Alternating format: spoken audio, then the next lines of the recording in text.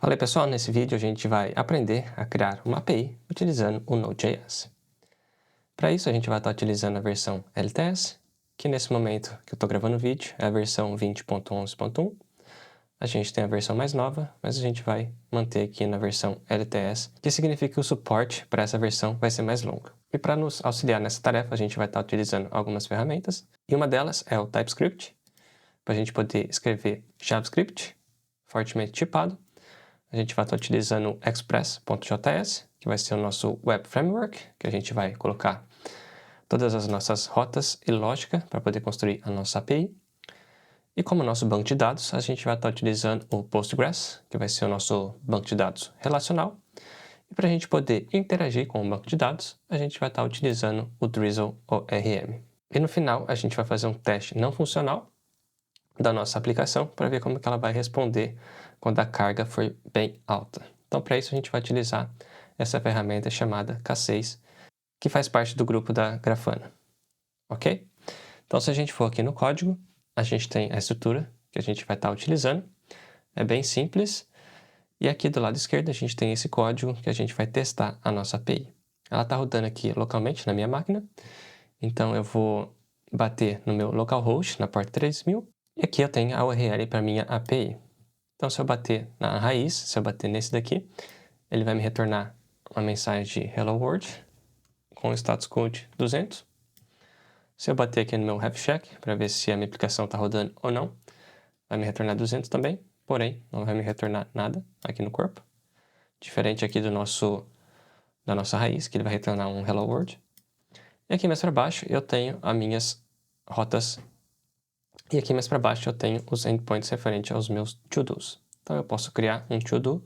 Se eu enviar essa requisição, ele vai retornar 201, significando que ele criou o recurso no nosso banco de dados. E aqui a gente tem o recurso que a gente criou, ok? A gente pode pegar todos os to-dos e setar um limite para ele não trazer muitas informações. Então aqui ele vai trazer 10 resultados.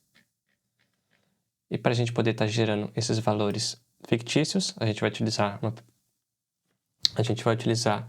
uma biblioteca chamada Faker. E mais abaixo eu consigo filtrar os meus to-dos pelo ID. Então, se eu mandar essa requisição, esse ID não existe, então eu não consigo encontrar nada, e ele retornou 404. E se eu voltar novamente nessa requisição, enviar e copiar, por exemplo, esse ID, a gente pode ver que a gente tem 4 campos aqui: ID, Task, Description e Completed. E se a gente mandar aqui no nosso endpoint by ID, a gente vai ter todas as informações. Eu acabei copiando errado, ele me retornou uma mensagem de erro. Então, se eu voltar aqui e copiar novamente esse valor inteiro corretamente e colar aqui, agora sim, eu posso enviar e pegar o meu to-do com todos os campos, ok? Então, a gente tem ID, Task Description, To Date, que seria a expiração, se está feito ou não, quando foi feito, quando foi criado e quando foi atualizado. Aqui mais para baixo a gente tem os nossos endpoints para poder atualizar e também para deletar, ok? E continuando, a gente vai rodar o K6, como eu tinha mencionado, para poder testar a nossa aplicação. Então, o que eu vou fazer aqui? Eu vou rodar esse comando, que a gente vai rodar um load test bem rápido, de 10 segundos. E esse teste ele vai pegar informações e também cadastrar um to-do. Então, aqui a gente pode ver, nessa linha aqui, a duração das nossas requests, que o nosso P95, ou seja, 95% do tempo. A resposta foi de 16 milissegundos. Aqui o tanto de que falhou das requisições, no caso falhou 0, então todas as 9.292 requisições passaram. Aqui novamente a gente tem um número, 9.292, e aqui mais ou menos a quantidade de requisições por segundo. Então ali perto da casa das 1.000 requisições por segundo que a gente rodou na nossa aplicação, ok? E como a gente pode ver, a aplicação aguentou tranquilamente, só pelo tempo aqui de retorno. E se a gente conectar o K6 com o provedor de serviço da nuvem, no caso o Grafana, a gente consegue ver esse gráfico aqui. A gente consegue ter uma interface gráfica bem bonita e bem fácil de visualizar o que rolou durante o nosso teste. Ok? Aqui a gente tem mais informações e é praticamente isso. Agora, que a gente já conheceu o que vai ser feito, a gente vai configurar o nosso ambiente. Antes de configurar, caso você esteja se perguntando quais são os pré-requisitos, basicamente você precisa saber um pouquinho de JavaScript e de Docker, e você precisa ter o Node, o NPM e o Docker instalado na sua máquina, para você poder seguir junto aqui, tá? Se você não tiver, é bem fácil de instalar, é só procurar na internet como instalar essas 3 ferramentas. Beleza? Então vamos lá, próximo passo, a gente vai configurar o nosso ambiente e as dependências. E beleza, eu já estou aqui na minha pasta, a nossa pasta está vazia, e a primeira coisa que eu preciso fazer é inicializar o NPM para a gente poder instalar as nossas dependências. Então vamos lá. Eu venho aqui no meu terminal, eu vou rodar npm init -y, e ele vai gerar um arquivo package.json para nós. E com isso a gente consegue instalar as nossas dependências, ok? Então aqui está o nosso package, e a gente vai começar a instalar as dependências. Então vamos lá. A primeira dependência que a gente precisa instalar vai ser o nosso Express, então eu vou colocar npm install --save, vai colocar Express, a gente vai instalar o PG e também o Drizzle ORM. Ok, instalou as nossas dependências, agora a gente vai instalar dependências para o nosso desenvolvimento, que vai nos ajudar durante o desenvolvimento. Então vamos lá, npm install --save dev, e aqui eu já tenho todos os pacotes que eu preciso. Então eu vou precisar do TypeScript, o types para o nosso Express, o types para o nosso Node, o types para o nosso PG, DrizzleKit, que vai nos auxiliar na criação do nosso SQL e também para a gente poder acessar as informações no banco de dados. A gente vai instalar esse TS-App, que vai ser o nosso compiler, que vai transformar o nosso código TypeScript em JavaScript, pois o Node ele não entende TypeScript e a gente precisa converter para JavaScript na hora da gente poder deployar isso para produção, ok? O TSX serve para a gente poder rodar o nosso TypeScript sem precisar compilar ele. E aqui a gente tem o nosso faker, que a gente vai gerar os nossos dados fictícios. Ok, feito isso, eu vou voltar aqui no editor de texto. E agora, o meu arquivo de package.json está atualizado com as minhas dependências. Bom, o que eu preciso fazer agora é atualizar a minha lista de scripts. Então eu vou começar por start, que vai ser o nosso tsx src/index.ts. A gente vai ter um start.dev, que vai ficar ouvindo as alterações nos nossos arquivos. Dessa forma, ele atualiza sozinho quando a gente alterar o nosso código. E por último, a gente vai configurar o nosso script de build. Aqui, o meu ajudante já deu o formato, então eu vou colocar. Então, ele vai formatar o nosso index.ts e todas as dependências que estiver dentro desse arquivo. Ele vai formatar o common.js, é quando a gente usa o require para poder importar as dependências no Node. O ESM é quando a gente usa o import. Esse daqui ele vai poder gerar os tipos do nosso TypeScript. E aqui ele vai poder minificar. Então, se eu salvar, vier aqui na minha pasta e criar um diretório chamado src, e dentro dela chamar o arquivo de index.ts. E aqui eu importar o nosso express from express. E o create server do próprio Node, a gente vai colocar aqui, ó, const app é igual a express, dessa forma. E o nosso server, qual que vai ser? Vai ser create server em cima do nosso app. Então vai ser server.listen. A gente vai passar a porta, no caso 3000. E aqui a gente vai colocar uma mensagem falando que o servidor está rodando. No caso, eu vou trocar essa porta aqui, eu vou colocar 8080, pois eu já tenho uma aplicação rodando na porta 3000 que eu demonstrei anteriormente.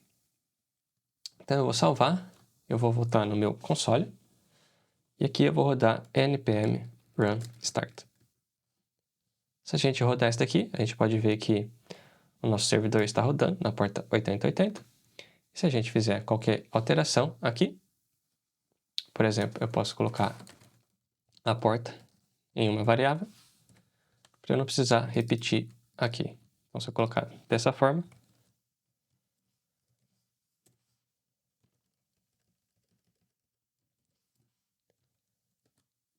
e eu salvar, e voltar no meu terminal, a gente pode ver que o servidor não atualizou. Ele continua rodando com o código antigo. É para isso que serve o nosso npm run start dev. Dessa forma, então se a gente vier aqui, se a gente vier no código e alterar, por exemplo, número da porta, e voltar aqui, a gente pode ver que ele trocou o número da porta automaticamente. Beleza? O próximo comando que a gente vai rodar é npm run build, para a gente poder gerar o arquivo JavaScript baseado no nosso TypeScript. E aqui eu tomei esse erro porque eu esqueci de criar o arquivo de configuração do TypeScript. Então vamos lá, o que eu vou fazer? Eu vou vir aqui no navegador e vou digitar tsconfig base, dessa forma. Eu vou abrir esse primeiro link, que é um repositório. E como a gente está utilizando a versão LTS do Node, eu vou clicar em Bases e vier aqui no nosso... e vou vir aqui em Node LTS. Eu vou copiar esse código, voltar aqui e vou criar um arquivo aqui na raiz. Vai chamar tsconfig.json. Eu vou colar, vou salvar. E antes de continuar, eu gosto de adicionar mais algumas informações, que são essas daqui. Então eu vou colar aqui, colocar a vírgula aqui e vou salvar.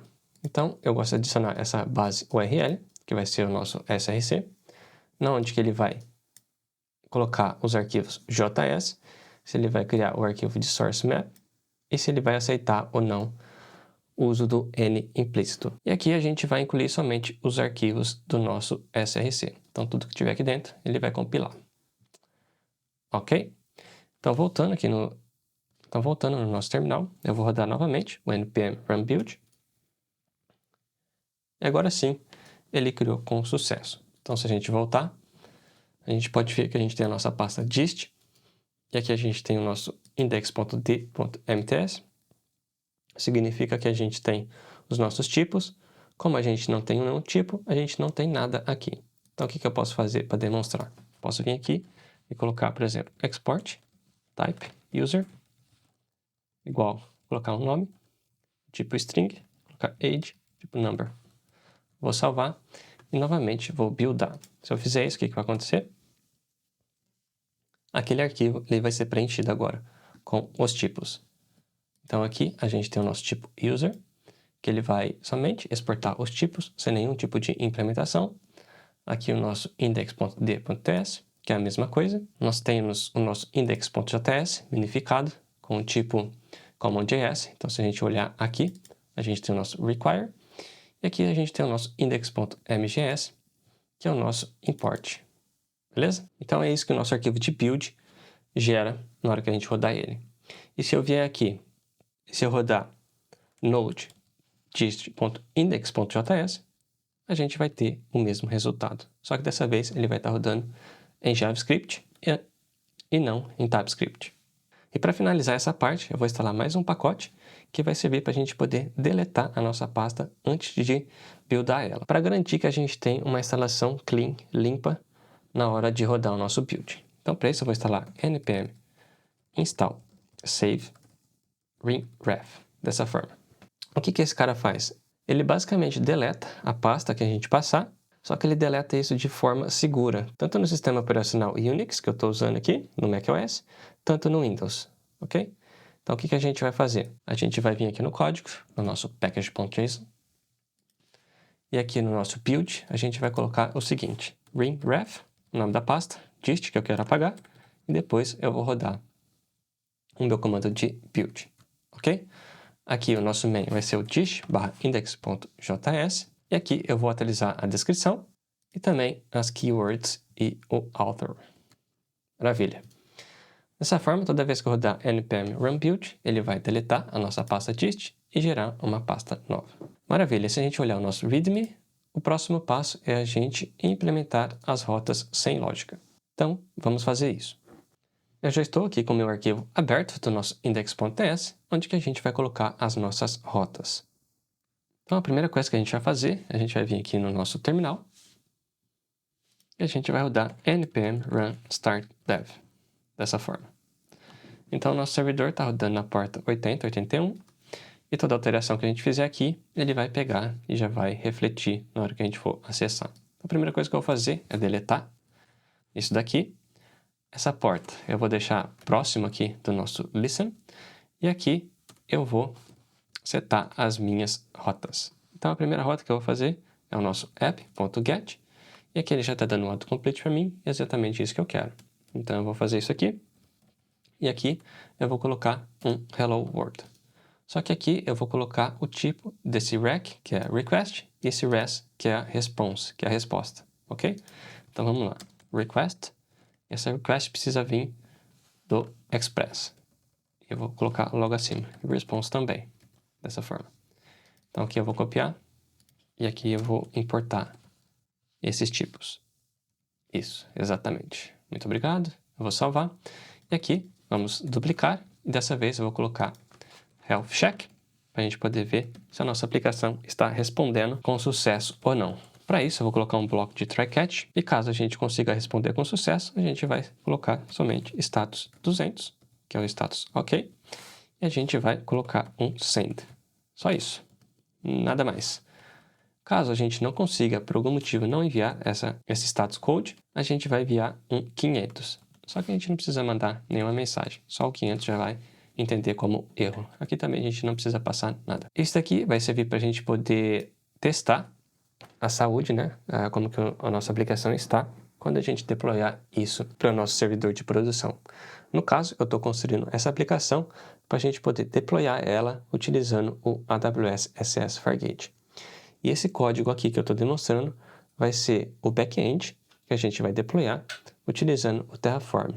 Ok? Então vamos lá, continuando. A primeira rota que eu vou criar da minha API vai ser api.get, vai ser app.get, e aqui eu vou colocar /api, /v1, /todos, dessa forma. Aqui vai ser a mesma coisa, então eu vou copiar essa parte aqui, dessa forma, e por enquanto eu não vou implementar ela. Então eu vou colocar res.send, e aqui eu só vou colocar get todos. Ok? A próxima rota, qual que vai ser? Vai ser pegar o to-do pelo ID. Para isso, a gente precisa setar um parâmetro na URL. E a gente vai colocar getToDo by ID. A próxima rota vai ser uma rota do tipo post, que a gente vai criar o nosso to-do. Então, aqui vai ser post, ao invés de get. E a gente não precisa passar o ID. E aqui a gente vai colocar post create to-do. Dessa forma. Aqui eu vou copiar isso daqui novamente, que vai ser o nosso patch, para a gente poder atualizar o nosso to-do. Então, a gente vai precisar passar o to-do ID na URL. E aqui a gente vai colocar update. E por último, a gente vai ter o nosso delete. O delete também vai seguir o mesmo padrão. A gente vai passar o ID na URL para a gente poder deletar. Ok? Então, aqui a gente tem as nossas rotas, os nossos endpoints, sem nenhuma lógica, mas a gente já pode testar para ver se está funcionando ou não. Como que a gente pode testar? A gente pode testar indo no navegador, digitando localhost na porta 8081. Então vamos lá.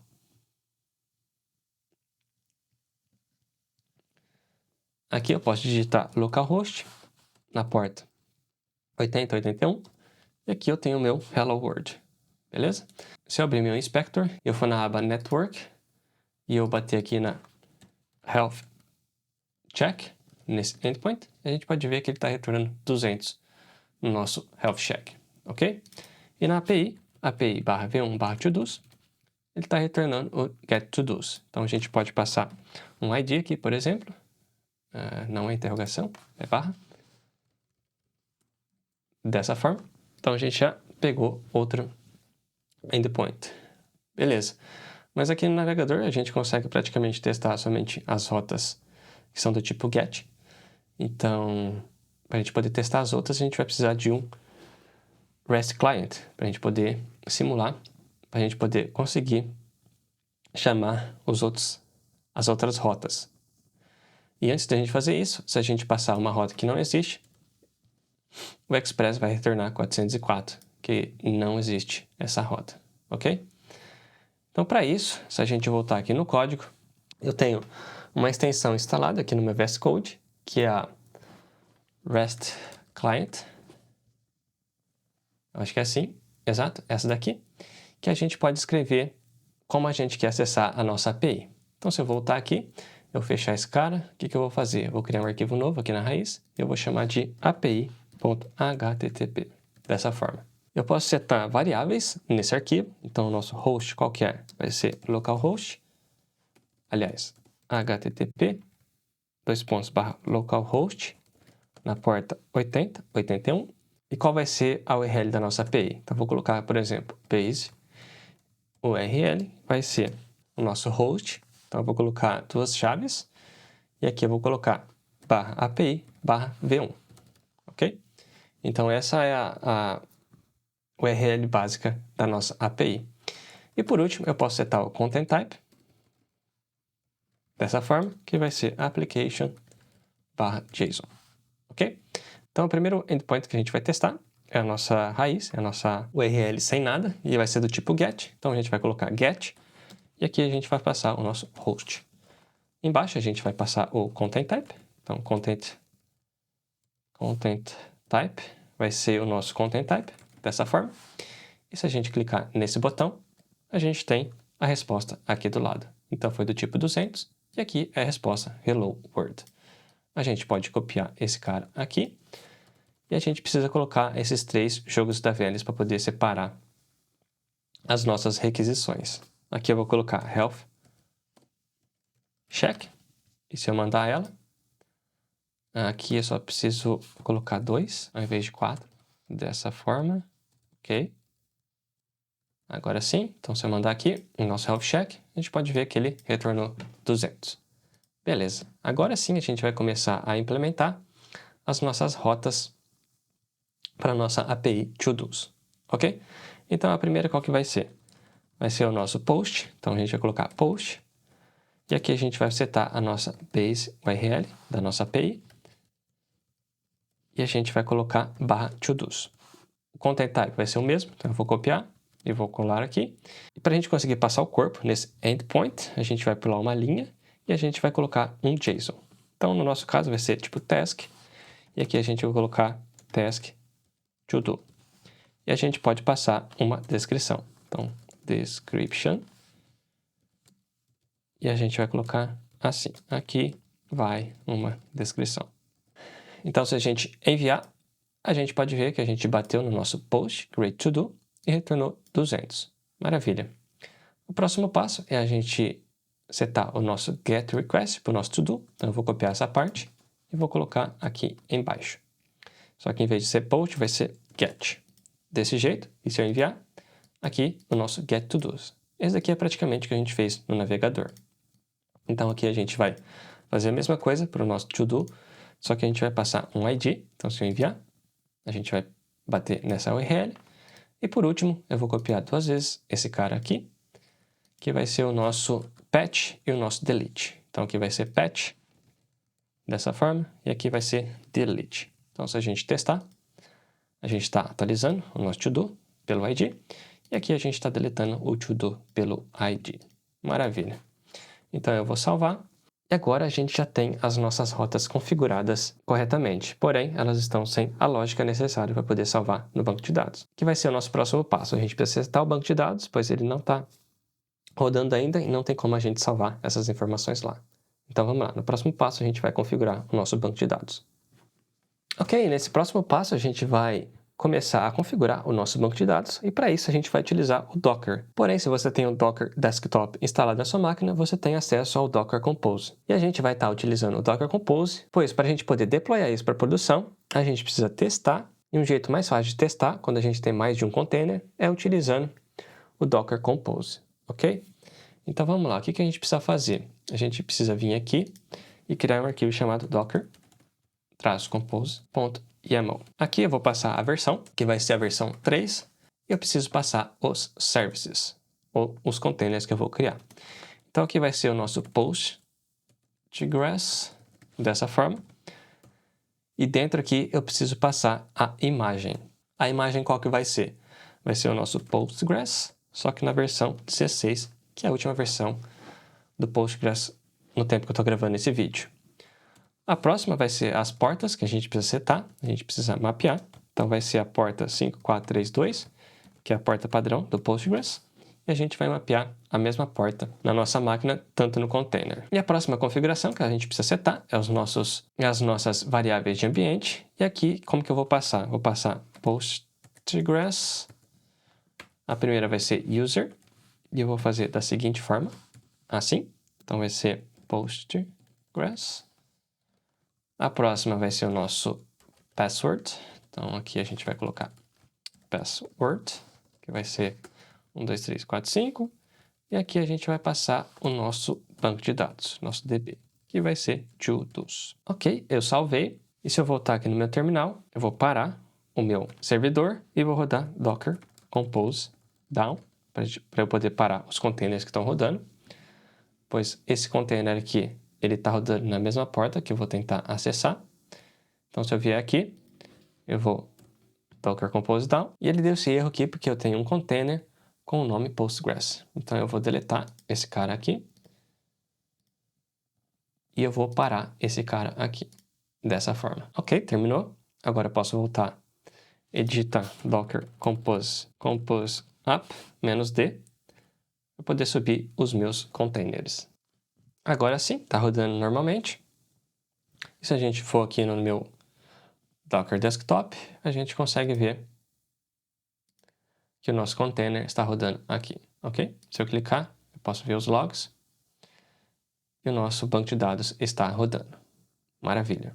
Agora a gente precisa conectar a nossa aplicação ao nosso banco de dados. Para isso, a gente vai precisar configurar o nosso Drizzle. Então vamos lá. Voltando aqui no código, a primeira coisa que eu vou fazer, eu vou criar um arquivo chamado drizzle.config.ts e aqui eu vou setar as configurações. Então eu vou colocar aqui, ó, import type, é do tipo config, do nosso Drizzle Kit. Drizzle Kit, desse jeito. Aqui embaixo a gente vai export default e a gente vai passar as configurações. Essas configurações eu peguei da documentação e se você tiver curiosidade, dá uma olhada lá que ele explica direitinho o que cada um faz, beleza? Então vamos lá. Então eu preciso setar isso daqui e aqui dentro eu vou passar o esquema, que vai ser onde eu vou colocar o arquivo que contém o esquema do nosso banco de dados. Então no caso vai ser .src dentro da pasta db e eu vou colocar esquema.ts. A próxima configuração vai ser na onde que eu vou setar os arquivos de migração para o nosso Drizzle, na hora que a gente rodar o migrate. Então eu vou colocar dentro de uma pasta chamada Drizzle, dentro da nossa raiz. Então vou colocar aqui .drizzle. A gente vai utilizar o driver, que é o PG, que a gente instalou inicialmente. Então vou colocar aqui PG. E por último, a gente precisa passar as nossas credenciais. Então como que vai ser? A gente vai passar um objeto e a gente vai passar connection string exatamente dessa forma, ok? E aqui eu vou colocar verbose como true, para ele poder escrever qualquer log, qualquer coisa que estiver errada na hora de conectar com o nosso banco de dados. Então eu vou salvar, e aqui eu tenho um erro. Ele está falando que a nossa URL de conexão pode ser string ou undefined. Então a gente vai colocar uma interrogação que a gente vai garantir que ela não vai ser undefined, porque ela vai ser uma variável de ambiente e ela vai ser sempre setada. E como que a gente vai utilizar variáveis de ambiente aqui no nosso ambiente de desenvolvimento? A gente vai precisar instalar uma nova dependência. Então, para isso, eu vou vir aqui no meu terminal, eu vou instalar aqui, ó, npm install save, chamada de .env. Esse .env vai configurar as nossas variáveis de ambiente e injetar dentro do nosso servidor. Então, se eu voltar aqui, eu vou criar um arquivo chamado, por exemplo, .env ou .env, e aqui eu vou colocar essa variável. Então vamos lá, vou colocar assim, vai ser igual a esse cara aqui. Então aqui está o nosso usuário, a nossa senha, que no caso é 1, 2, 3, 4, 5. Aqui é o endereço do nosso banco de dados, está no localhost, na porta. E esse daqui é o nosso banco de dados. Então se a gente olhar o nosso Docker Compose, nosso banco de dados chama todos, a nossa senha tem que ser 1, 2, 3, 4, 5. O nosso usuário é Postgres, então a gente precisa colocar um S aqui, dessa forma. Eu já vou aproveitar e colocar a porta aqui também. Então, vou colocar port, vai ser 80, 81. E para poder utilizar as variáveis de ambiente, eu preciso inicializar o nosso .env. Como que eu vou fazer isso? Eu vou vir aqui no meu index.s e aqui em cima eu vou colocar import .env /config. Desse jeito. Eu vou copiar essa linha e aqui nas configurações do nosso Drizzle eu vou fazer a mesma coisa. Dessa forma, passando o nosso .env /config, essa variável vai ser sempre injetada, desde que a gente tenha esse arquivo ou, no caso, no nosso container, passar a variável de ambiente para dentro do nosso servidor. Ok? Eu só vou arrumar aqui o nosso index e aqui embaixo, o que eu vou fazer? A porta vai ser process.env.port.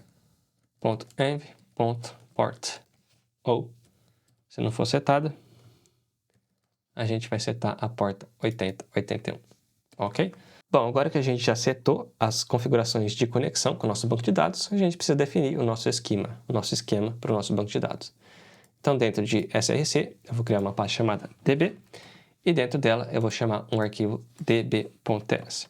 Aqui eu vou configurar a conexão entre o Drizzle e o nosso banco de dados. E como a gente viu, a gente vai estar utilizando esse pacote aqui, o PG, para a gente poder interagir com o nosso Postgres. O Drizzle, a gente precisa injetar essas dependências, pois você pode rodar um MySQL, ou você pode rodar um Postgres, mas você tem um outro pacote chamado Postgres na comunidade do Node que você pode usar. Então, o Drizzle é dessa forma, você precisa injetar o driver, tipo o banco de dados que você quer utilizar. No nosso caso, a gente está utilizando o PG. Então, aqui no nosso DB, a gente vai precisar importar o pool de conexões, dessa forma, from PG, e a gente vai precisar importar o Drizzle dessa dependência. Então, como que vai ser? Drizzle from Drizzle ORM /node Postgres. Esse aqui que é o correto. O próximo é a gente vai importar o nosso esquema, só que a gente não tem o esquema ainda, a gente vai criar. Então, eu vou fazer o seguinte, vou fechar esse arquivo e vou criar um arquivo chamado esquema.ts. E aqui dentro a gente vai definir o nosso esquema. Então vamos lá. A gente vai setar o nosso esquema para o nosso to-dos. Então a gente só tem uma tabela chamada to-dos. Então isso vai ser do tipo pgtable. Aqui a gente vai passar o nome da tabela. Então vai ser to-dos. E aqui vai ser as colunas. A gente precisa importar esse cara aqui. Então vamos importar. E aqui dentro a gente vai passar as colunas. Então a gente vai ter um ID. O ID vai ser do tipo UUID. E ele vai chamar ID dentro do banco de dados. Aqui eu vou colocar default random. E eu preciso importar esse cara aqui também. Então vamos lá. E vai ser do tipo primary key. Ok. A gente precisa da task em si. Então vai ser um varchar. Não sei porquê, mas ele importou do errado aqui. Depois eu arrumo. Então, vamos passar o nome da coluna dentro do banco de dados. Aqui ele está me dando o autocomplete. Então eu vou colocar dessa forma. Vai chamar task também dentro do nosso banco de dados e não pode ser nulo. O próximo é a descrição. A nossa description não vai ser varchar, vai ser tipo text. E a gente vai importar desse cara. E vai chamar description também. E a gente pode deixar desse jeito. A gente tem o nosso due date, que é a data de expiração.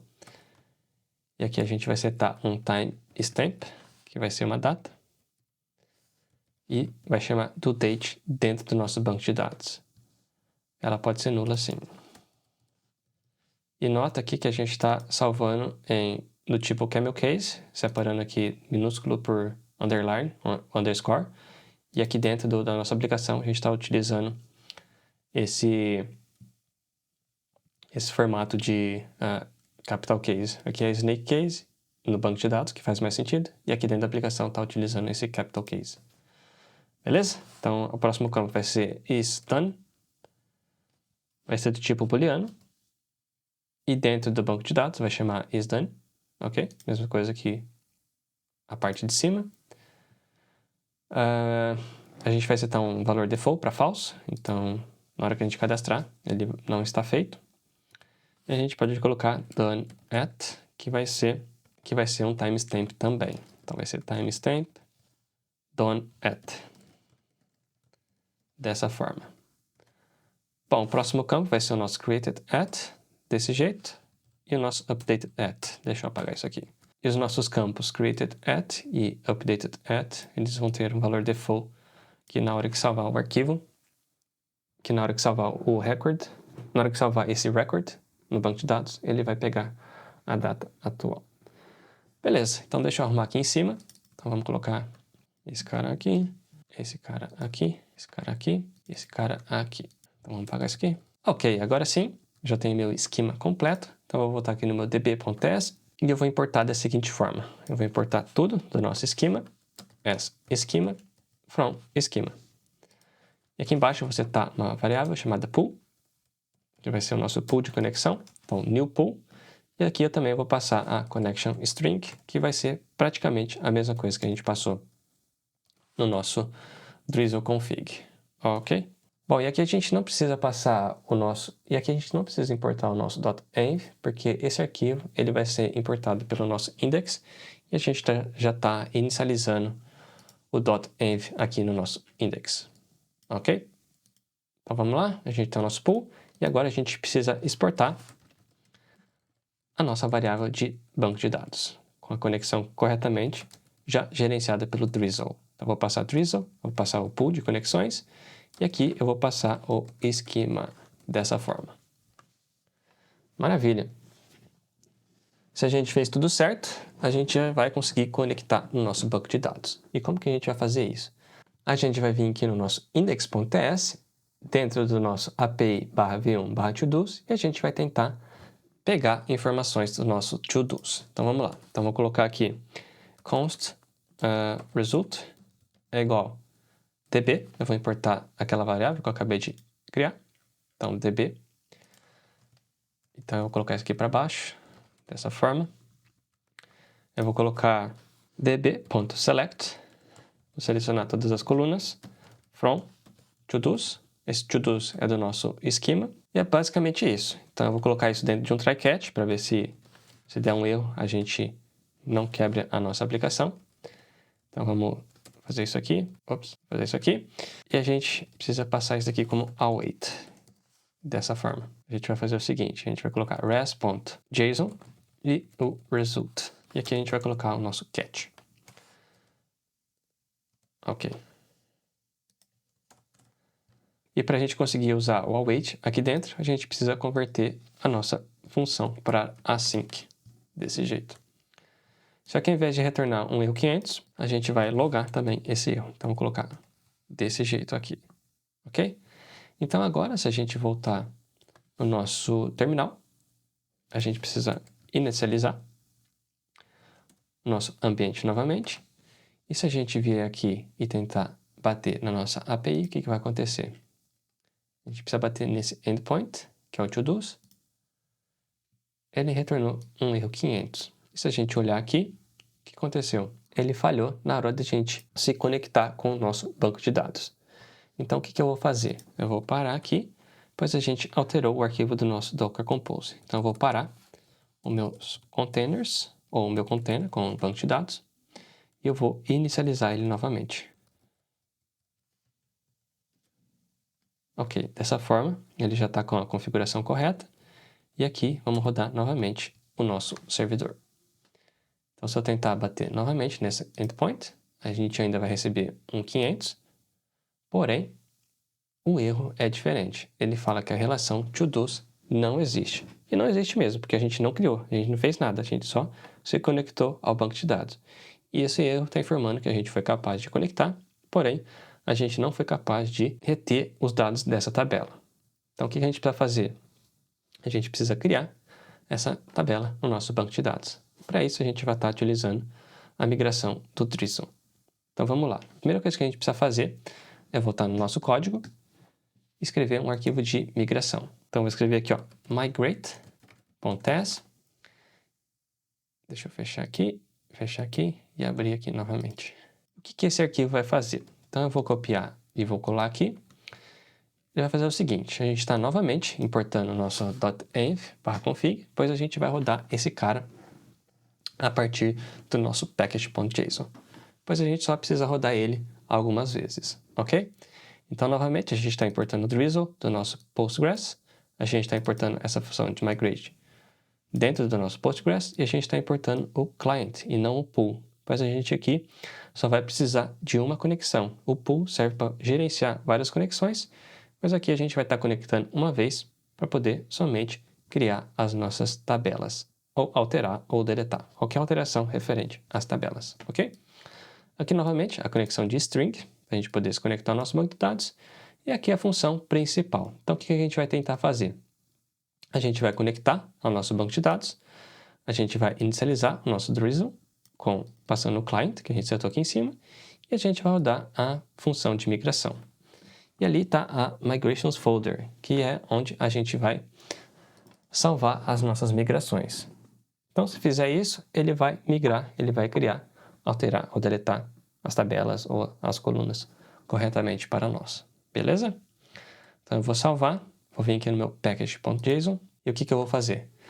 Vou vir aqui em cima e vou adicionar mais um script. O primeiro script que eu preciso adicionar aqui eu preciso gerar o SQL para o Drizzle ser capaz de criar as tabelas. Então, o que eu vou fazer? db generate, dessa forma, e aqui eu vou passar exatamente esse comando, que vai ser drizzle git generate pg, que a gente passa o nosso package que a gente está utilizando. E o próximo script que a gente vai selecionar aqui vai ser o migrate, porém, a gente não vai utilizar o drizzle kit, a gente vai utilizar o tsx e a gente vai rodar src/db/migrate.ts. E para a gente verificar se o nosso banco de dados foi setado corretamente com as tabelas e colunas, a gente tem mais um comando que a gente vai chamar de db studio e a gente vai passar aqui drizzle kit studio, exatamente assim.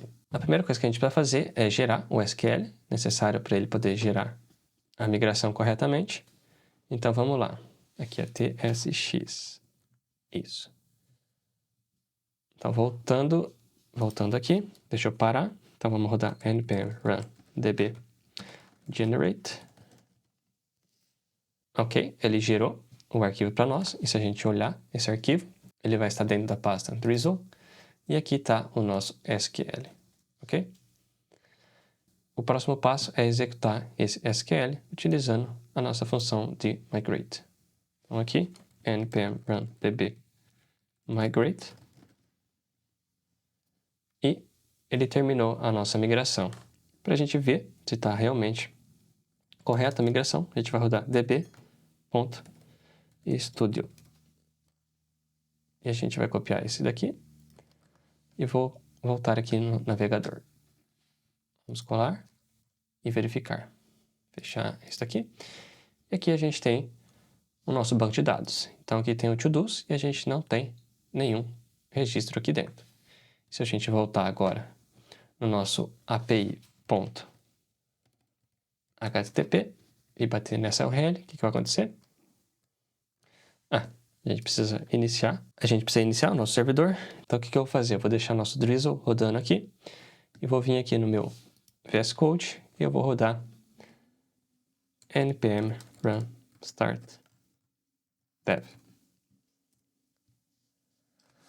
E agora, se a gente vier aqui e tentar, vamos fechar aqui, a gente está retornando um 200 sem nenhum valor. Então, se a gente voltar aqui no nosso estúdio e a gente adicionar, então aqui a gente vai colocar, por exemplo, ir ao mercado, café, arroz e feijão, e salvar. A gente tem esse valor. E agora, se a gente voltar e bater nessa mesma URL, a gente já tem um valor retornando para nós. Ok? Bom, agora que a gente conectou e conseguiu puxar informações do nosso banco de dados, vamos criar um arquivo de seed para poder inserir informações aleatórias e ter dados o suficiente para a gente poder trabalhar com a nossa API. Então vamos lá, o que a gente vai fazer? A gente vai vir aqui no nosso DB e vai criar um arquivo chamado seed.ts. E aqui, deixa eu fechar esse cara e mover esse daqui para cá. E eu vou fechar todos os outros. Novamente, eu vou copiar e colar aqui e explicar o que está acontecendo. Então, a gente está importando o nosso .env novamente, pois a gente vai estar rodando esse arquivo aqui através do nosso script, através do npm. E aqui a gente está importando praticamente a mesma coisa. A gente está importando nosso pool de conexões, o Drizzle e o Faker, que a gente instalou no começo. A gente está importando o nosso esquema e a gente está inicializando nosso pool, igual a gente está fazendo para a nossa aplicação em si. Aqui na nossa função principal, a gente está extraindo o to-dos do nosso esquema. Pois se a gente tivesse, por exemplo, outros esquemas como tabela de usuários, tabela de posts e assim por diante, a gente poderia extrair aqui. Então a gente está colocando dentro do try-catch, a gente vai alimentar a nossa tabela. E a primeira coisa que a gente vai fazer é deletar todas as informações da nossa tabela to-dos. Depois, o que a gente vai fazer? Utilizando o faker, a gente vai criar informações aleatórias fictícias. A primeira delas, o nosso ID, que precisa seguir o UUID. Então, a gente tem uma string desse tipo e a gente vai criar 20 registros. No caso, eu poderia colocar mais, tipo 50. Aqui a gente vai ter a nossa task, vai estar gerando uma sentença de 3 a 5 palavras. A descrição vai ser um parágrafo, aqui vai ser uma data qualquer, aqui vai ser booleano, true ou false, e os últimos 3 vai ser uma data qualquer, ok? E essa data qualquer, ela segue o formato de data do JavaScript, quando a gente utiliza esse cara aqui, ó. Beleza? Então, praticamente esse é o nosso arquivo de seed. Esse aqui é o nosso array, com todos os 50 dados aleatórios. E aqui embaixo a gente roda um db insert. Então a gente vai inserir na tabela to-dos esses valores, que vai ser um array do tamanho de 50 com essas informações aleatórias. E aqui no final a gente encerra a conexão com o nosso pool e termina o script. Então para poder rodar ele, o que a gente vai fazer? A gente vai vir aqui no nosso package.json e aqui a gente vai fazer exatamente a mesma coisa. Porém, em vez de migrate, a gente vai colocar seed. Dessa forma. Então, se eu abrir novamente o terminal e colocar mais um aqui e rodar npm run db seed, ele já adicionou os 50 to-dos na nossa tabela. Então, para verificar, vou vir aqui e vou atualizar. Então, está tudo aqui preenchido corretamente. Então, se eu clicar aqui, a gente consegue ver tudo certinho. Legal, né? Ok. Agora, eu acho que o nosso banco de dados já está configurado corretamente. Se a gente voltar aqui no código, uma coisa que eu vou fazer, eu vou criar um arquivo chamado index.ts e aqui eu vou exportar tudo que precisa ser usado de fora dessa pasta. Então, eu vou colocar export, estrela, from o meu arquivo .db e também o meu arquivo de esquema, dessa forma. Isso aqui é chamado de barrel export. E a gente, na hora de importar, o que a gente vai fazer? Vou vir aqui no meu index.ts e aqui, ao invés de ter, tipo, 2 imports, eu vou ter apenas um. Então, eu vou recortar, vou colar aqui e aqui eu vou colocar /db. Desse jeito, ok? Com isso, os meus imports, eles ficam mais enxutos e consistentes. Maravilha, se a gente olhar nosso README, o próximo passo qual que é? A gente criou o nosso banco de dados, a gente terminou a configuração do nosso Drizzle, e agora a gente vai implementar o nosso CRUD dentro dos endpoints. Então, o próximo passo, a gente vai fazer isso. Ok, a primeira ação que a gente precisa fazer nesse passo é a gente vai criar um arquivo para poder gerenciar os erros num lugar central. Então, para isso, o que eu vou fazer? Eu vou criar uma pasta dentro do meu SRC e vou chamar de utils. Dentro dessa pasta, o que eu vou fazer? Eu vou criar um arquivo chamado error-handler.ts e aqui eu vou definir o meu error handler global. Então, eu vou colocar import response from express e aqui eu vou definir uma classe. Então, vai ser class error handler e ele vai ter um método chamado public async hand desse jeito. O que a gente vai fazer? A gente vai logar esse erro, então vai ser console.error e a gente vai passar algumas informações. Então tem a mensagem, a gente vai setar se tiver definida a mensagem dentro do nosso erro, caso contrário, a gente passa aqui an unexpected. Embaixo a gente vai colocar o nosso error. Se a gente tiver diferentes tipos de erro, a gente pode tratar aqui. Então, no caso, se eu colocar se o nosso erro, ele é instance of, por exemplo, error, que é a classe base aqui do JavaScript para poder representar um erro, a gente pode fazer o seguinte tratamento. A gente pode colocar const error é igual a error, as error, e a gente vai adicionar aqui o status code, que às vezes a nossa aplicação pode retornar. Então a gente vai colocar status code desse jeito, que vai ser do tipo número, ok? E a gente pode retornar isso. Então a gente vai colocar res.status. A gente pode setar ou não esse status code, exatamente desse jeito.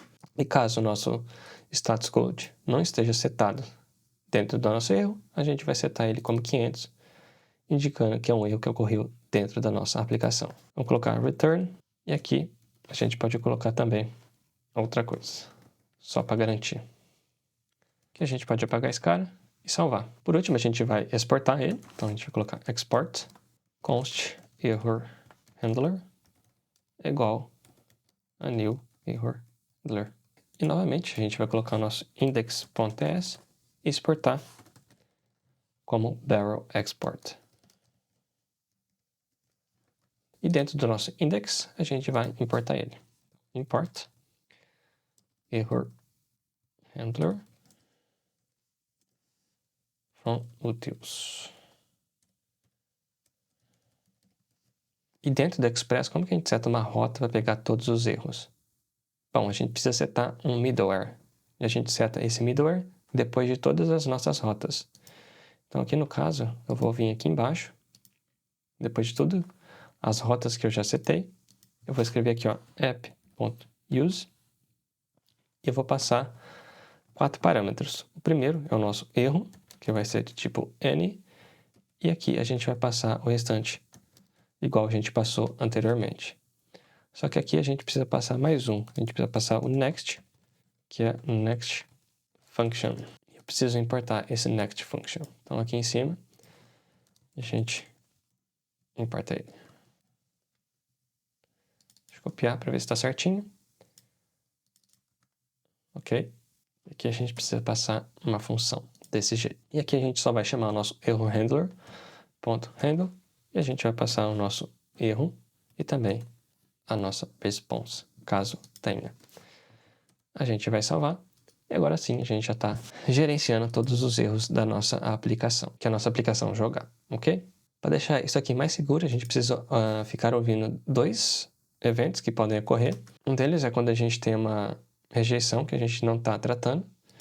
Então aqui eu vou colocar console.error. E a outra é quando a gente tem uma exceção que a gente não pegou. Então aqui eu preciso trocar, colocar console, desse jeito. Dessa forma a gente consegue terminar o nosso servidor caso algum erro aconteça de forma graciosa, ok? Dessa forma a gente está seguro e não deixar o servidor aberto quando um erro explodir na nossa cara. Maravilha! Bom, feito isso, agora a gente precisa implementar a lógica para a gente poder pegar os nossos to-dos, inserir, atualizar e deletar. Então, bora lá. Bom, o primeiro a gente já fez, então a gente já tem o nosso resultado aqui corretamente. A gente pode até colocar um console log e fazer o seguinte, colocar isso como um objeto. E aqui, ao invés de a gente printar o erro na tela e retornar 500, a gente vai colocar next e o erro. Next, dessa forma. Para isso eu vou pegar esse cara aqui e eu vou colar aqui. Assim. Ótimo. Então, se acontecer alguma coisa no nosso banco de dados, na hora de pegar o nosso to-dos, e por acaso ele jogar um erro aqui, a gente pega ele e envia para o nosso gerenciador de erros centralizado. Beleza? Aqui a mesma coisa. O que a gente vai fazer? Eu vou copiar esse try catch. E aqui a gente vai fazer o seguinte. A gente vai setar com async. E aqui a gente vai setar o next também. Então vamos copiar. Vamos colar aqui. E aqui a gente vai colocar um where. Where a gente precisa usar uma função do Drizzle, que é o equal. Então a gente vai colocar todos.id. O todos vem do nosso esquema, ok? E aqui a gente vai passar o ID que a gente pegou na nossa URL. Como que a gente faz isso? A gente põe rec.param.id. Params, no plural. Desse jeito. Ok? O que eu vou fazer agora? Vou copiar isso daqui novamente. Vou colar aqui, aqui e aqui. E eu vou copiar esse cara novamente, 3 vezes. Então, dentro do meu post, vou fazer isso. E setar como async. Aqui também, async. Vamos abrir e colar aqui. E o nosso delete, async. Desse jeito. Então, voltando no nosso post, o que a gente vai fazer? A gente vai inserir os dados no nosso banco de dados. Então, aqui não vai ser dbSelect, vai ser insert. Eu posso apagar esse e aqui vai ser insert. E a gente vai passar os values. Igual a gente fez quando a gente estava inserindo informações no nosso banco de dados, através do seed. Então, aqui os values, qual que vai ser? Vai ser o ID. Eu preciso setar um UUID. Para isso, a gente vai utilizar esse crypto, que é uma função do Node.js. A gente precisa setar a task. Qual que é a task? A gente vai setar no corpo da nossa request e a descrição também. Então, rec.body.description. E por último, se a gente setar o due date, a gente pode setar da seguinte forma. Se a gente passar essa informação, a gente salva. Caso contrário, a gente não salva. A gente pode fazer isso também para a descrição, mas vamos deixar assim por enquanto. E por último, a gente precisa colocar .returning, para ele poder retornar o valor que ele inseriu no banco de dados. E aqui, quando a gente insere um novo registro no banco, a gente deve retornar o status 201, informando que a gente criou o recurso desejado. Maravilha, a gente vai seguir praticamente a mesma coisa na hora de atualizar o nosso to-do. Então aqui descendo, o que eu vou fazer? Aqui vai ser update, ao invés de from. A gente precisa deixar o nosso where, mas antes a gente precisa setar os campos que vão ser atualizados através desse set. Então aqui, como que a gente vai fazer? Por enquanto, a gente só vai preencher esses dois campos, que é isDone e doneAt, que vai ser new date e também vai ser o nosso updated at. Então, a gente pode extrair esse cara para uma variável. Então, vou salvar, colocar today e aqui eu vou substituir. Aqui a gente tem o nosso where e aqui a gente também precisa colocar o returning. .return para ele retornar o registro atualizado. E por último, a gente tem o nosso delete, que vai ser um pouquinho diferente também. Então a gente vai deixar o nosso where, só que aqui a gente vai colocar o nosso delete, seguindo os mesmos padrões, só que ao invés de retornar um resultado, o que a gente vai fazer? A gente vai tirar daqui, e aqui a gente vai colocar status, e se o status, e se o resultado retornar a quantidade de linhas, no caso, igual a 1, então a gente vai retornar 200, caso contrário a gente vai retornar 404, que a gente não encontrou o to-do ID. Eu vou fazer essa checagem também para o nosso to-do by ID, nesse cara aqui. Vamos colocar status. A gente vai checar o tamanho do nosso resultado. No caso, precisa ser 1. Então, se for 1, a gente retorna 200. Caso contrário, 404. Eu acho que é isso. Agora a gente pode voltar à nossa API e testar para ver se está funcionando todas as operações. Então aqui a gente tem o nosso post. Então vamos lá. Eu vou executar esse cara aqui. E aparentemente a gente tem um erro. Por quê? Porque o Express sozinho ele não consegue ler as informações quando a gente passa o body, né, o corpo da request, para dentro dele. Então a gente vai precisar de mais um pacote para poder gerenciar isso para nós. Então vamos lá, vamos instalar esse pacote. Voltando aqui no terminal, deixa eu parar o meu Drizzle Studio e rodar npm install --save body parser.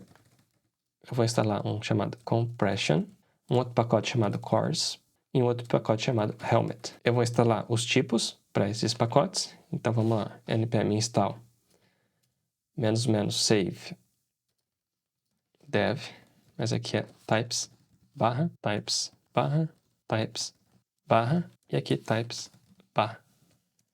Ok, aparentemente eu instalei o pacote errado. npm install save body parser dessa forma. Então vamos desinstalar o pacote errado, body parse. Ok, então vamos lá, npm install save dev types body parser. Ok, agora sim. Então voltando aqui no código, o que eu vou fazer? No meu index.ts, eu vou vir aqui em cima, vou mover esse cara aqui. E agora eu vou importar esses pacotes que eu acabei de instalar. Então vamos lá. Import body parser, import compression, import cores, import helmet. A parte da nossa variável, onde a gente está declarando o nosso app, antes das nossas rotas, a gente vai setar alguns middlewares. Então o que vai acontecer? A gente vai setar app.use body parser.json. Então, o middleware, ele vai agir antes e depois de todas as requests. Então, nesse caso, para o nosso body parser, ele vai agir antes da request chegar aqui na nossa rota. E ele vai ser usada em todas as rotas. Então, ele vai parsear todas as requisições que tiver um corpo, ele vai parsear para JSON. Dessa forma, a gente vai conseguir utilizar.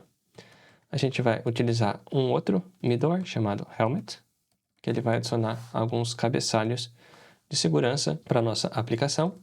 A gente vai utilizar esse outro middleware chamado compression, que ele vai comprimir as nossas respostas, deixando elas mais rápidas. E por último, caso você precise usar, você pode utilizar o cores, ok? Cores é quando a gente precisa acessar a nossa API vindo de uma URL diferente. Então, se a gente for acessar, por exemplo, de um front-end que está em outra URL, a gente precisa setar esse cores para ser capaz de acessar a nossa API. E aqui ele não conseguiu instalar os tipos para o nosso compression e também para o cores, então eu vou fazer isso agora. Vou copiar aqui e voltar no meu terminal. Então vamos lá. Types/cores. Ele não conseguiu porque a gente acabou escrevendo errado o nome do nosso body parser. Então aqui, helmet. Eu não lembro se precisa ou não. Vamos ver. Ok, instalou corretamente. Se a gente voltar no código, agora está rodando certinho. Maravilha. Se a gente abrir o nosso servidor, ainda estamos rodando normalmente. E se a gente for aqui na nossa API e tentar criar a nossa task, o que vai acontecer? Vamos vir, cadê? Cadê o botão? Deixa eu fechar aqui. Vamos abrir novamente. Ok, então vou enviar. Então, retornou 201 e a gente pode ver que a gente tem muito mais headers do que antigamente. Beleza? E aqui está o tamanho da nossa resposta, 1 KB. Então tem o nosso header e também contando o header e o corpo. Ok? Então aqui o corpo ele é bem pequeno e o header um pouquinho maior. Então se a gente pode tentar, por exemplo, mandar uma request e pegar todas as nossas to-dos. Então isso aqui já veio bastante informação, a gente tem 21 kilobytes de informação.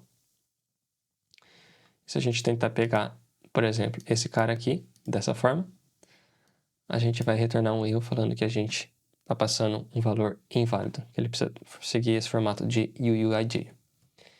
E aqui a gente está logando os erros e também as informações referentes às nossas carries, ok? Então, se eu tentar acessar esse cara, que a gente acabou de criar, a gente tem aqui todos os campos certinho. Se a gente tentar atualizar, a gente precisa passar um corpo também. Então, vou colocar isDone como true. E aqui a gente precisa passar como string, assim. Então, se eu enviar, é claro que eu preciso setar o ID corretamente. Então, aqui isDone é true. Aqui a data que ele atualizou. E aqui a gente pode ver a data que ele atualizou também. E por último, a gente pode deletar o nosso to-do. Então, se eu fizer isso aqui, ele retorna 200. E se a gente tentar pegar esse to-do, ele não vai encontrar. Está retornando 200. Que é estranho. Deveria retornar 404. Ok, agora sim, 404. Bom, e para a gente finalizar, antes da gente rodar o nosso load test, a gente precisa adicionar o nosso logger. Porque se a gente olhar o nosso terminal, ele está logando, mas está logando de uma forma, vamos dizer assim, não padronizada, através do nosso console log. Ok? Antes da gente fazer isso, eu preciso instalar dois pacotes, que são o Pino e o Pino HTTP, que vai ser a nossa biblioteca de log. Ok? Então vamos lá, aqui no terminal, ele deu uma mensagem de erro aqui, falando que o types do nosso helmet, ele está depreciado. Então a gente vai desinstalar. Então, a gente vai desinstalar esse types/helmet. A gente não precisa dele. E agora a gente vai instalar o Pino e também Pino HTTP, que serve de integração entre o Pino e o Express.js. Bom, e a primeira coisa que a gente vai fazer, a gente vai voltar aqui no nosso código, deixa eu fechar e abrir aqui do lado. Aqui no meu pasta de utils, eu vou criar um arquivo chamado logger.ts e aqui eu vou importar o Pino, Pino from Pino. E aqui eu vou exportar o nosso logger. Então, vou colocar export logger, vai ser igual a Pino.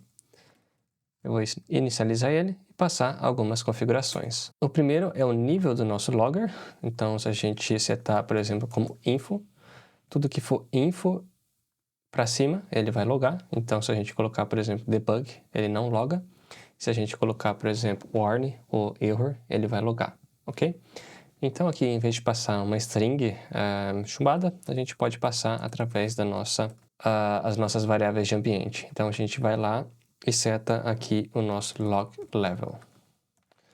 Então, eu vou copiar esse cara, abrir o nosso ponto .env e adicionar aqui. Então, eu vou colocar como info, desse jeito. E a outra coisa que a gente vai passar é a formatação do nosso timestamp. E aqui vai ser pino, isotime, desse jeito aqui mesmo. Eu vou salvar e voltar aqui no meu index e exportar também tudo do meu logger, ok? Agora eu vou abrir meu index no meu src e aqui eu vou importar o pino. Então vamos lá, eu vou mover esse cara para cima e aqui a gente vai importar o nosso logger. Import, exatamente isso, obrigado. Não é dentro de logger, mas sim dentro de utils. Então assim eu posso pagar. Aqui, debaixo do nosso app, a gente vai setar uma função para ele poder gerar um request ID, um cabeçalho. Então, toda vez que a gente rodar uma requisição, ele vai gerar esse cabeçalho para poder passar, caso a gente precise chamar outro serviço ou só informar. E também ser mais fácil na hora da gente filtrar todo o fluxo que foi através desse ID. Então, como que a gente vai fazer? Vamos setar aqui um logger. Então, vamos lá, cons logger. Só que como a gente já tem... já está importando como logger esse cara aqui, a gente não pode redefinir aqui. Então, a gente vai renomear como spino, desse jeito. E o nosso logger a gente pode setar da seguinte forma. A gente vai importar o pino HTTP. Então, se eu vier aqui, colocar import pino HTTP from exatamente esse. Então, vamos lá. Vou copiar aqui. E vamos passar as propriedades que ele precisa. Então, a gente pode passar o logger, que vai ser o pino, que vai ser o logger.py. E aqui dentro a gente vai passar uma função chamada genRecID, que vai gerar esse ID para nós se ele não estiver presente. Então, vamos lá. Então, vai ser uma função que vai receber res, request e response. A gente vai checar se existe. Se não existir, a gente vai setar. Então, vai ser xRequestID. Se existir, a gente vai retornar ele. Caso não existir, a gente vai gerar um novo, utilizando a função do nosso Node.js para gerar um UUID dinâmico. Então, a gente vai setar o header desse jeito, ok? Então, se ele existir, a gente vai retornar. Se ele não existir, a gente vai gerar um novo. Então, aqui, o x, ok, está correto.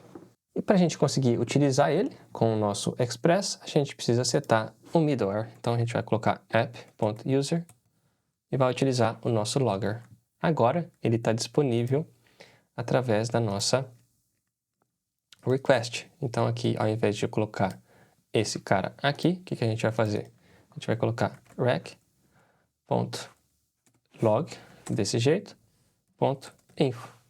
Ele vai listar os resultados do nosso select. Então, se eu vier aqui, eu vou parar de rodar esse cara, e eu vou fechar, esse aqui também.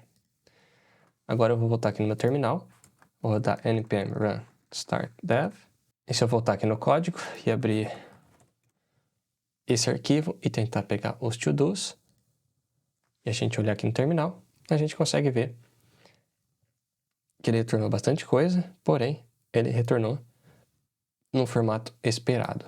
Então, aqui a gente tem o nível do nosso log. Então, se eu parar e, por exemplo, eu voltar aqui no código, error, desse jeito, e reiniciar aqui, e bater naquela URL de novo, o que vai acontecer? Ele vai retornar aqui os valores, porém, ele não vai logar nada, porque o nível está diferente, ok? Maravilha, vamos fechar aqui, vamos voltar e colocar info, e vamos fechar. Aqui, vamos fechar, e aqui a gente vai substituir. Então, a gente vai colocar novamente esse cara aqui, desse jeito, esse cara aqui, esse cara aqui, e esse cara aqui. Aqui, em vez de usar o console logger, a gente vai utilizar o pino.info. Então, a gente vai utilizar o logger, que a gente definiu aqui dentro, pois, como a gente não tem acesso ao request, nem a response, a gente não consegue acessar o pino HTTP, e sim, somente o pino. Aqui embaixo, a mesma coisa, em vez de ser console, a gente vai substituir por pino. E mais um lugar que a gente precisa trocar é dentro do nosso error handler. Então, a gente vai importar o nosso logger, e aqui vai ser o logger. Ok? E se a gente voltar no terminal, a gente já pode ver que o nosso restart já está gerando uma mensagem de log padrão. Maravilha. E se a gente abrir o nosso readme.md, por exemplo, se a gente vier aqui e a gente tentar fazer uma request nesse cara aqui, a gente consegue ver aqui os logs. Então, a gente tem o log de início da nossa sessão. Aqui a gente tem o log que a gente tentou pegar as informações. Então, aqui ele tem informações referentes à nossa request. Então, aqui tem a URL. Aqui tem um método, né, que é o método get. Aqui a carry string. Aqui os parâmetros na URL. Os headers. Então, tem vários headers. E o result que a gente adicionou ali no final. Ele está voltando vazio. E por último, a gente tem essa informação aqui, que é quando termina a request. Então, aqui ele mostra o tempo que demorou essa request. Então, demorou 77 milissegundos, ok? E aqui a gente pode ver que o status code foi 404, pois a gente não encontrou nenhuma informação com aquele ID, beleza? Então, voltando, o próximo passo que a gente vai precisar implementar agora é rodar o nosso teste, ok? Então, vamos lá. Bom, agora que a gente já implementou basicamente tudo do nosso to-do, da nossa API, a gente vai rodar o nosso load test para ver se a nossa aplicação atende a um requisito não funcional, de que é responder quando a carga de requests no serviço estiver muito alta. Então, vamos lá. O que a gente vai fazer? A gente vai criar uma pasta chamada testes. E aqui dentro a gente vai escrever um teste. Só que como o teste não faz parte da nossa aplicação em si, eu quero dizer, não faz parte do nosso desenvolvimento, a gente vai escrever utilizando JavaScript normal. Então, vamos colocar aqui load.js. E antes da gente continuar, preciso voltar aqui. Caso você não tenha ele instalado, nessa página da documentação, a gente tem esse link de Get Started e aqui tem a instalação. Então, a gente pode instalar o Linux, diferentes distros, também para o macOS e também para o Windows. A gente também consegue utilizar através do Docker, mas no meu caso, como eu utilizo o Mac, eu instalei utilizando o Homebrew, ok? Então já está instalado globalmente na minha máquina. Bom, e aqui do lado a gente tem alguns exemplos de como a gente pode estar testando. E se a gente olhar, a gente tem, deixa eu ver aqui, ver se eu acho o que eu queria procurar. Bom, tá nesse link aqui. A gente tem essa página de stress testing, mas se eu voltar aqui, deixa eu ver se é essa daqui. Eu tenho essa página Voltando nessa página, na verdade está aqui. Se eu ver aqui em API Load Testing, a gente tem um exemplo de como a gente pode testar. Então eu vou copiar esse código aqui e vou fazer algumas alterações. Se eu voltar aqui no meu arquivo de teste, eu vou colar aquelas informações, vou salvar. E o que eu vou fazer? Aqui estou importando o HTTP do K6, eu preciso importar mais algumas coisas. Então eu vou importar, por exemplo, esse daqui, random string, e também random, acho que é só isso, random string from, eu tenho o link aqui, deixa eu copiar, desse cara aqui. E também tenho o sleep, import sleep from K6. Isso, exatamente esse. A gente pode exportar algumas opções, e para isso a gente vai colocar export options, que vai ser const options, vai ser um objeto. Então a primeira coisa que a gente vai setar vai ser o número de virtual users, então VUs. A gente vai colocar, por exemplo, vamos começar com 2, começar bem pouco. A gente vai colocar o tempo, então a duração, duration vai ser 10 segundos, começar pequeno também. A gente pode setar também alguns thresholds, então a gente vai colocar os thresholds como a duração, tem que ser menor, não que 500, mas que 200, ou P95. E por último, a gente pode colocar também o nosso rate, a nossa porcentagem de falha, então 1%. Ok, feito isso, dentro da nossa função, a gente vai setar a nossa base URL, então vou colocar base URL, que vai ser http://localhost na porta 8081. A gente vai setar alguns headers, então headers vai ser content type, esse header aqui, e a gente tem o nosso payload. E qual que vai ser o nosso payload? Vai ser, por exemplo, task, que a gente vai rodar random string, uma string, sei lá, de 20 caracteres, e aqui a gente vai passar a descrição, que pode ser um pouquinho maior. Então a gente pode passar a description, que vai ser, por exemplo, random string, um tamanho 50. Aqui eu já tinha os headers, então deixa eu apagar. Vou fazer um post na nossa base URL. Então vou apagar esse cara aqui. Eu vou colocar os templates literals. E aqui eu vou colocar /API /v1 /todos. Então a gente vai criar posts. E aqui no final a gente vai colocar sleep, esperar 1 segundo para poder executar a próxima iteração, para a gente poder começar devagar, ok? Então o que a gente pode fazer aqui? A gente vai vir aqui, colocar const res, vai ser isso daqui, e a gente pode fazer um check. Então a gente vai colocar check, a gente vai importar do K6 também. O status code tem que ser 201. Então vai ser 201. Tem que ser 201 o status code que retornar da nossa API quando a gente utilizar o método post, na hora que a gente for criar um novo to-do, ok?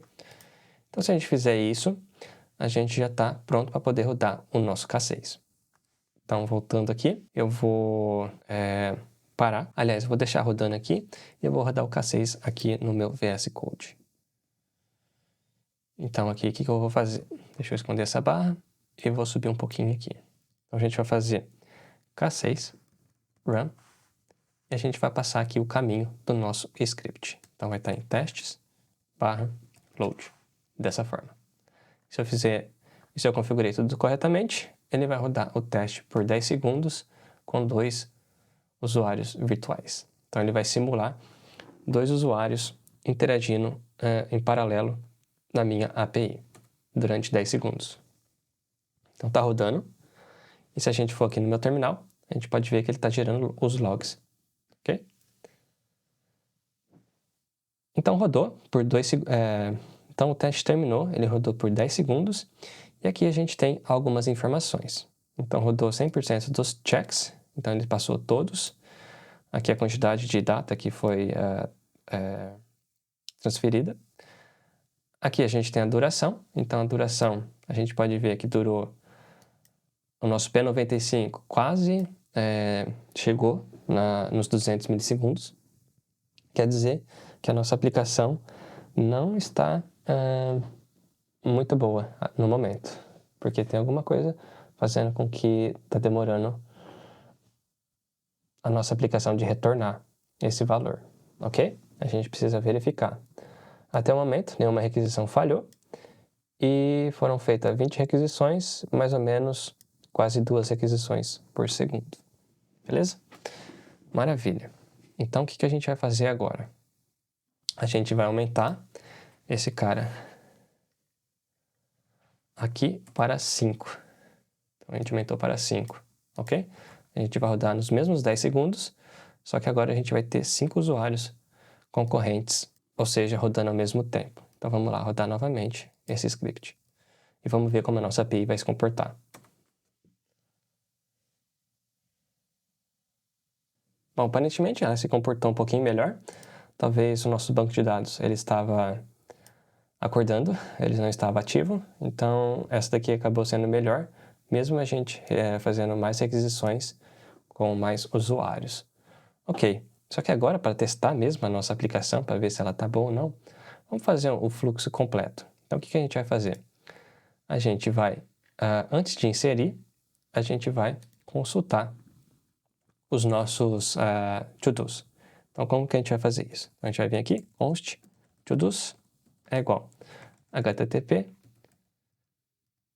Eu vou fazer isso, porém, eu preciso passar aqui os meus headers. Então, vai ser params, vai ser headers. E eu preciso estar entre um objeto, dessa forma. E, novamente, a gente vai fazer um check aqui para ver se, dessa vez, o status code é 200 e não 201. Vamos lá. 200 e aqui 200. Dessa forma. Então, vamos rodar e ver como que ele vai se comportar. Ok, aparentemente eu fiz alguma coisa errada. Vamos verificar. Ah, sim. Precisava trocar aqui. Isso. Fazer assim para ficar mais fácil de ver. Maravilha. Agora sim, vamos lá. Vamos rodar novamente. Maravilha, rodando. Ok, e ainda está passando.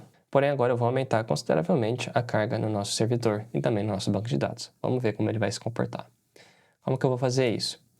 Aqui eu vou tirar esse sleep, então ele não vai descansar um segundo, ele vai aplicar essas requisições uma atrás da outra.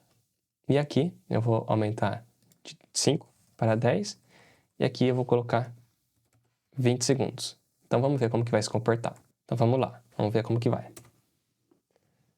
A gente pode ver que as requisições aumentaram bastante, significativamente, só de ter removido o sleep ali do final. E a gente já está quase 2.000 requisições, comparado com 100 requisições do teste passado. E a gente pode ver que ainda está indo bem. A gente rodou 4.000 requisições, mais ou menos 200 por segundo. E eu acredito que tá indo bem assim, porque a minha máquina é uma máquina boa.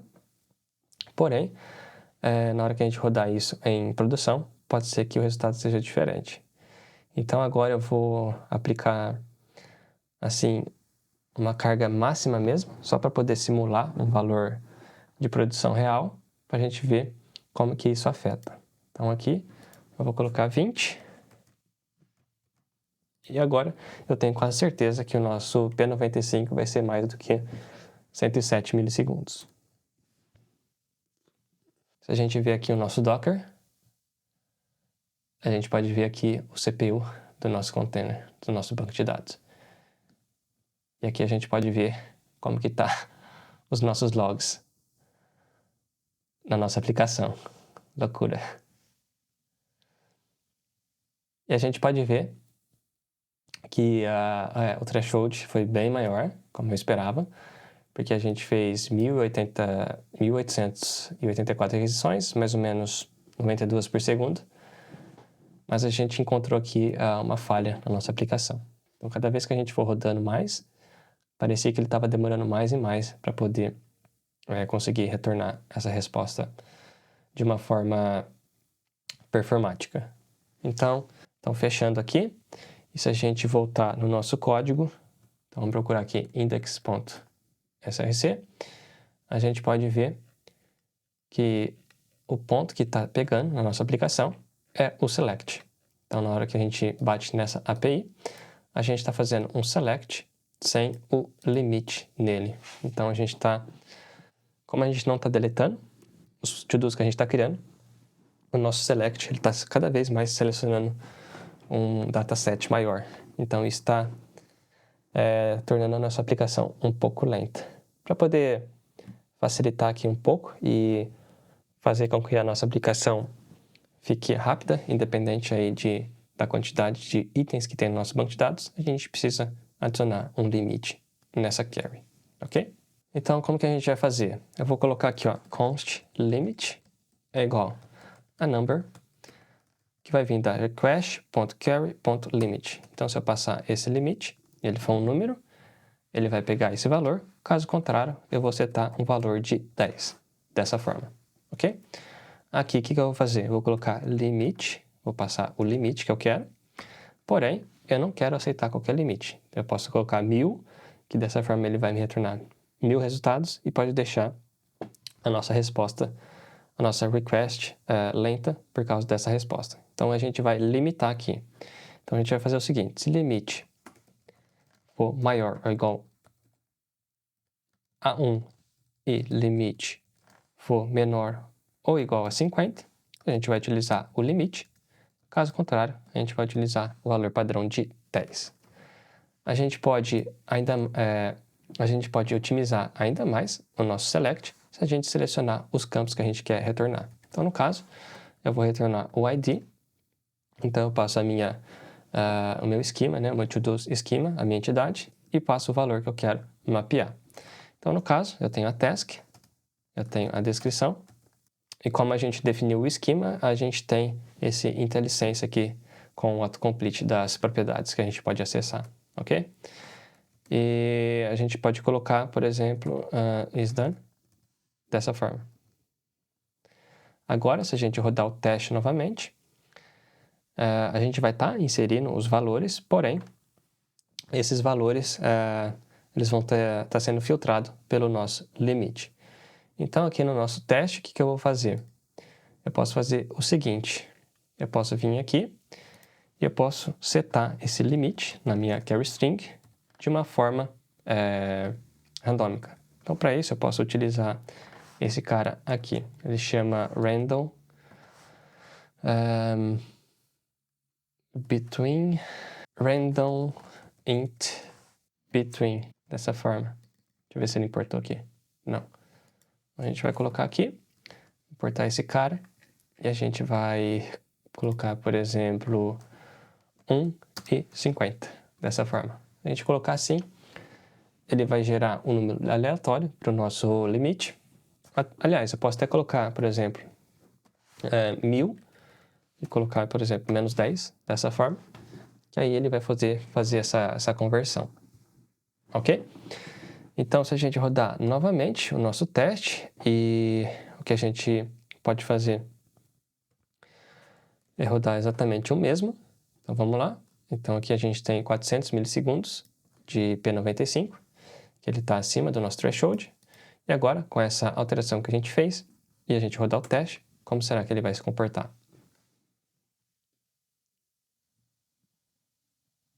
E agora, terminou o nosso teste, o nosso load test, e a gente pode ver que a gente está 100% do nosso checks, está 100%, não teve nenhuma falha. A nossa duração está aqui, nosso P95 de 400 caiu para 11. Está bem rápido assim, né? Porque eu estou rodando isso localmente. É claro que, na realidade, isso aqui é um pouquinho diferente, né? Isso aqui vai aumentar um pouquinho mais. Aqui, as falhas. Então, 0, não teve nenhuma falha. Teve 58 mil requests com sucesso. E a gente pode ver aqui a quantidade de requests que a gente fez nesse período de 20 segundos. Então, rodou aproximadamente quase 3 mil requests por segundo. Então, a aplicação pôde gerenciar essa quantidade absurda de requests muito bem, com P95 de 11 milissegundos, ok? Se a gente for converter isso para números do mundo real, seria em torno de 90, 80, alguma coisa assim. Seria mais ali perto da casa dos 100, dependendo também do banco de dados, ok? E caso você queira rodar esse teste e mandar os dados para a nuvem, como eu mostrei no início do vídeo, se eu vier Se eu vier aqui, deixa eu ver, a gente consegue ver essas informações. A gente precisa fazer o seguinte, a gente precisa vir aqui no terminal. Eu preciso vir nesse terminal aqui, porque é onde que eu estou logado. Então, o que eu vou fazer? Vou rodar npm run start. Aliás, o que eu vou fazer? Vou fazer o seguinte. Como eu parei de rodar, eu vou fazer assim, ó, npm run build. Eu vou buildar, esse é meu código. E eu vou rodar assim, ó, node dist barra index.ts. Ok? TS não, JS. Dessa forma.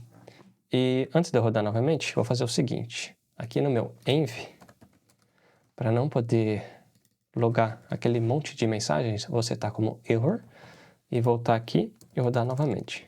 Ok? Agora sim, node, dist e rodando o nosso arquivo de produção. Ok? Maravilha. Então, como a gente setou como error, ele não vai logar que o servidor está rodando na porta 8000 e tal, porque só está configurado ali para poder logar alguma mensagem de erro. E aqui, o que a gente vai fazer? A gente vai rodar o nosso load test, então run tests /load.js. E aqui, o que a gente vai fazer? A gente vai passar uma flag out e chamar de cloud.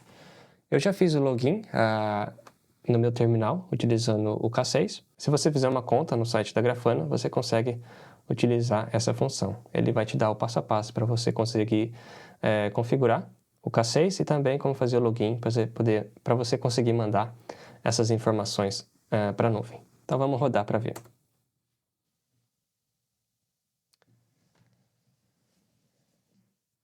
Ok, terminou de rodar e dessa vez foi um pouquinho mais agressivo. A gente passou das 3.000 requisições por segundo.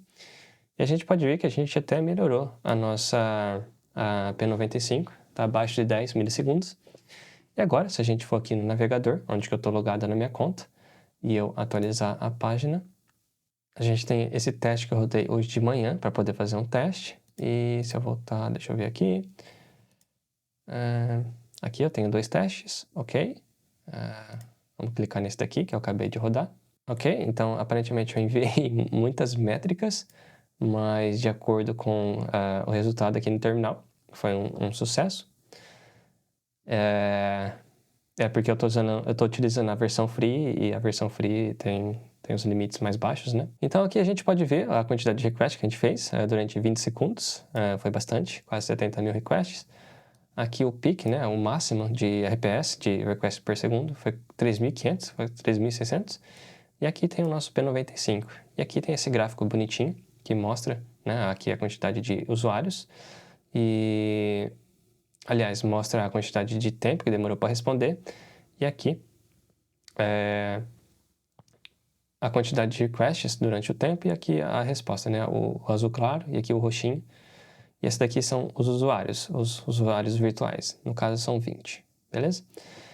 Esse daqui também, a gente conseguiu atingir esse resultado. Uma por conta do Drizzle, porque o Drizzle ele tem um cache interno.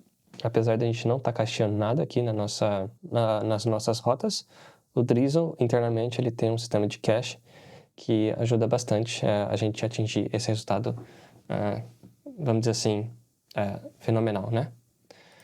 Mas enfim, no mais é isso. Aqui a gente tem mais informações no formato de tabela para ver todas as requisições que a gente fez. Então, como a gente fez muita requisição, não vai ter tudo aqui. E é isso aí. Dá para navegar tudo nessas abas. E é isso. Então, se a gente voltar aqui, a gente tem o nosso README. Deixa eu fechar aqui o terminal. A gente tem aqui o fechamento. Então, espero que vocês tenham gostado. Foi um pouquinho corrido, assim. Foi mais a questão de demonstrar mesmo. Se você ficou com alguma dúvida, deixe um comentário aqui embaixo com sugestões e também melhorias que eu posso fazer aqui. Fazia um tempo já que eu não gravava vídeo, então eu preciso pegar o jeito novamente. E eu fiz essa aplicação, que nem eu comentei, porque eu vou deployar para a AWS utilizando o Terraform. E para poder fazer isso, eu estou gravando um curso que vai ser, a gente vai deployar essa API utilizando o Fargate na AWS com o Terraform. E a gente vai rodar esse load test para poder testar o auto-scaling, ok? Então, nesse curso, a gente vai criar toda a VPC dentro da AWS utilizando Terraform. A gente vai criar um RDS para ser o nosso Postgres. A gente vai configurar as migrações, igual a gente fez aqui. Para isso, a gente vai precisar configurar um Bastion Host ou um Nginx, para a gente poder se conectar no banco de dados, pois o banco de dados vai estar numa rede privada, que não é acessível através da internet. A gente vai configurar o SCR, onde que a gente vai subir a nossa imagem do Docker, e a gente vai configurar o nosso ECS para poder rodar o nosso serviço na nuvem de forma sem precisar sem precisar configurar servidores, que é utilizando o Fargate. E claro, a gente vai aplicar um autoscaling para a gente poder testar esse load test, porque a gente vai simular um produto do mundo real, ok? É isso, se você viu até aqui, eu vou deixar um link na descrição, você entra com seu e-mail, que as pessoas que se cadastraram nessa lista de espera vão receber um desconto na hora que o curso for lançado, ok? No mais é isso, espero que tenham gostado, até a próxima. Tchau, tchau.